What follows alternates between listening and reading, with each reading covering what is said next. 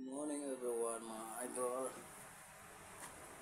Tayo po ay magsisimula ngayong umaga para magtrabaho. Okay.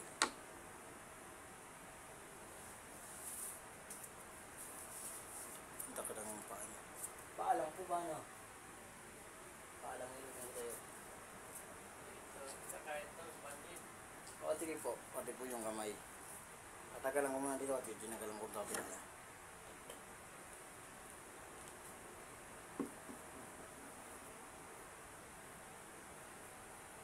Kasi ako sa sarili ko dapat ng panahon.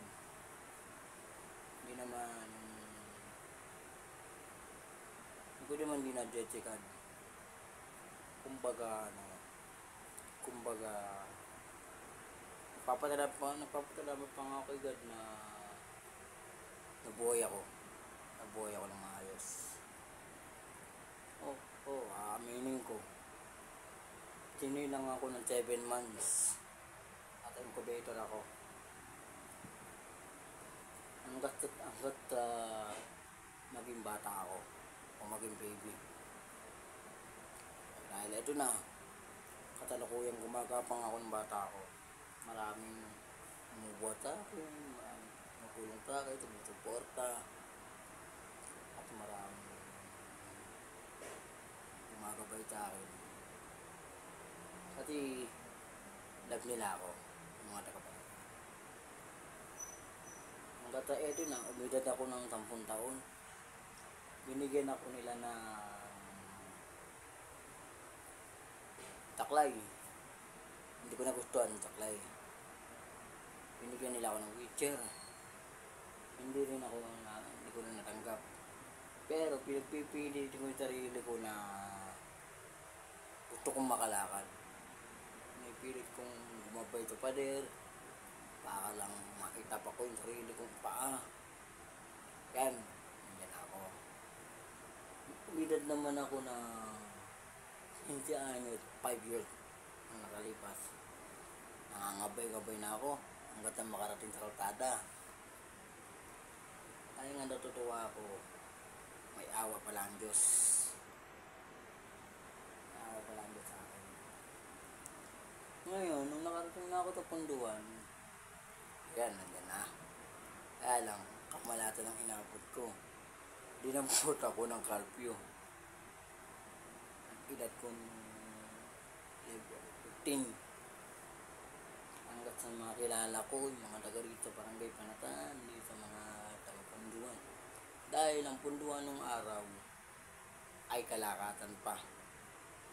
Marami ako naiuwing isda, marami ako naiuwing bango, biya, kung ano pa mga klaseng isda, yan. Pati nakakatuwa naman, may nagbibigay, papasalamat din ako sa mga nakaraang tao. Pero ngayon, hindi ko sila nakikita. Hindi ko lang alam kung mayaman na sila, o kung mabilang buhay na ba sila, o nata-abroad na ba sila. Yung mga nasa isip ko. Kasi ako, sarili ko, mga idol. Ito ako ngayon, matanda na, 32 na ako. Ang pandemic, positive ako. 2 beses yata ako ng positive. Dahil gusto ng barangay, dalhin ako sa hospital. Doon ako mag-quarantine ng 40 days. Ako, napakatagal ng 40 days. 10 buwan at 10 araw. Kasi ako sa sarili ko, sabi ko sa mga barangay na nung panahon ng positive ako, ayoko sumama. Kasi alam ko na mangyayari. Kasi pag pumasok ako sa hospital, bubad ako. Abo na lang ako. So, sa awa ng Diyos na walang pandemic, eto na. Tuloy-tuloy na yung hanap buhay natin dito sa alas ng krisis. Ayun, papata naman to kay God. Pinalakad niya ako. Natuto ako, binigyan niya ako ng trabaho. At ito ako ngayon, kumakayod. Kahit mahirap ang pinagdadaanan, kahit mahirap ang puta. hindi habang panahon may panahon tayo. Hindi rin habang panahon malakas tayo. Sabi nga nila, habang tumatanda ka, gawin mo na yung gusto mong gawin. At hindi habang panahon malakas ka. At hindi rin habang panahon gagabayan ka nila. Sabi ko, kaya ka lang naman gagabayan nila pag may pera kayo. Diba? Ito naman. Kasi ako, totoo lang, marami na ako natulungan tao. Hindi ko lang nakikita. Hindi ko lang nakikita sa paningin nila. Yun lang pagmamasahe, nakakatulong na yun eh. Sa paningin ng igad eh. At marami na rin ako natulungan kagaya ng pamangkin ko. At sunod-sunod na ako hospital. Gumagawa ako ng paraan para lang mabuhay siya. Mawala yung kanyang sakit. Pero tawa ng Diyos. Ito siya, malakas na siya. Magpipintong taon na po yata eh.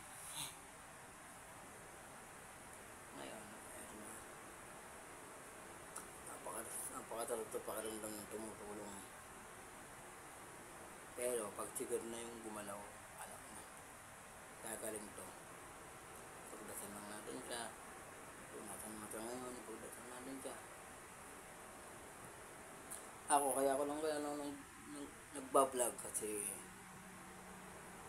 yun know, para sa akin to eh. Hindi ko naman kailangan sumikat eh. Kailangan ko, libangan ko lang sa video. Nagmamasahe ako, nag-video ko. Hindi ko pinagmamalaki yung trabaho ko. Pinapakita ko lang sa inyo kung ano yung mga ginagawa ko, kung ano man yung nasa puso ko. Yun ang tulong ko. Kung magkano man yan, pata makakabili ng pagkain.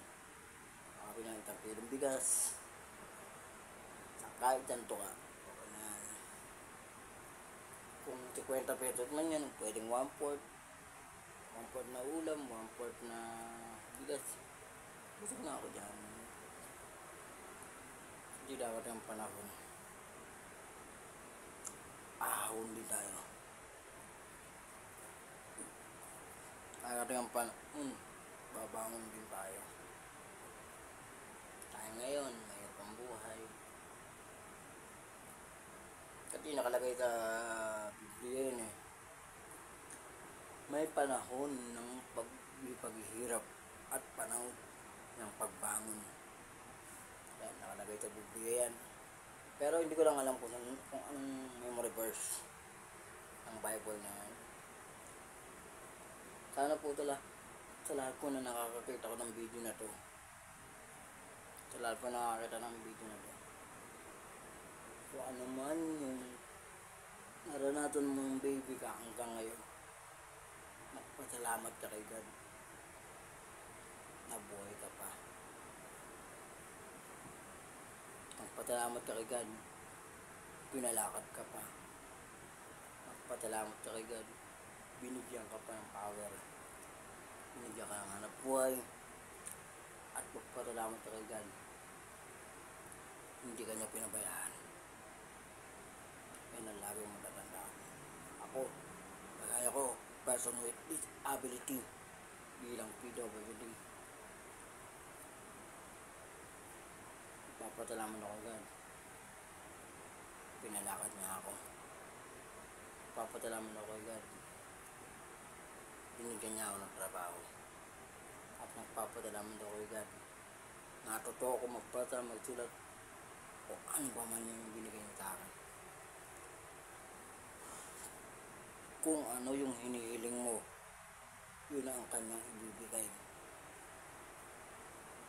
Kaya lang, bago niya ibigay sa'yo,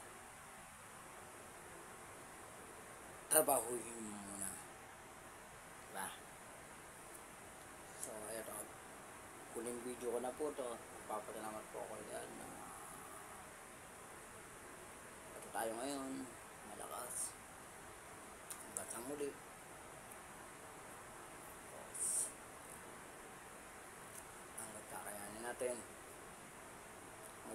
natin,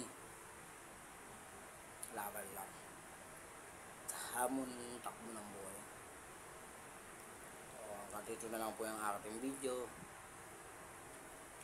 Papasalamat po ako sa lahat po na nagpamatay, sa lahat ng mga kaibigan, kapatid, kapamilya,